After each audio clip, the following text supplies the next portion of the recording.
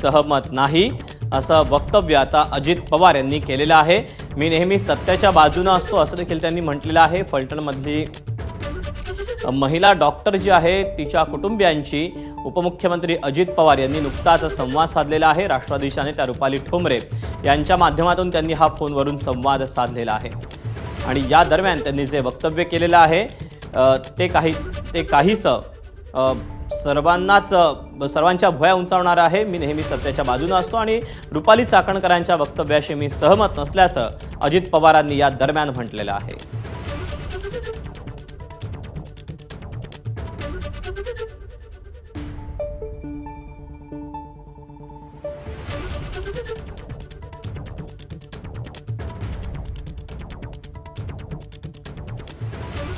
या सगळ्याबद्दलचे अपडेट देण्यासाठी आपल्यासोबत स्वानंद पाटील आहे। स्वानंद, काय नक्की म्हटले अजित पवारांनी?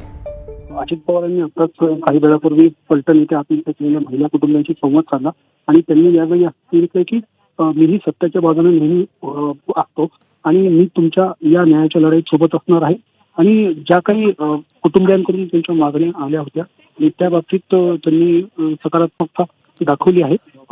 दुसरीकडे आपण बघायला गेलं तर ते असंही म्हणाले की जे महिला आयोगाच्या रुपाली चाकणकर आहेत त्यांच्या वक्तव्याशी मी देखील सहमत नाहीये आणि त्यावर देखील ते आता कारवाई करण्याची शक्यता आहे का आपण बघितलं पाहिजे, कारण कुटुंबियांनी पण त्यांचं जे म्हणणं आहे ते अजित पवारांकडे मांडलं आणि आता यावर आता अजित पवार काय करतात हे नक्कीच बघितलं पाहिजे आणि हे संपूर्ण जे प्रकरण आहे थोड्याच वेळात ते मुख्यमंत्र्यांना भेटणार आहेत आणि मुख्यमंत्र्यांच्या कानावर देखील प्रकरण घालणार असल्याचं अजित पवारांनी यावेळी सांगितलं। दीपक, स्वानंद, धन्यवाद दिलेल्या सगळ्या सविस्तर माहितीबद्दल।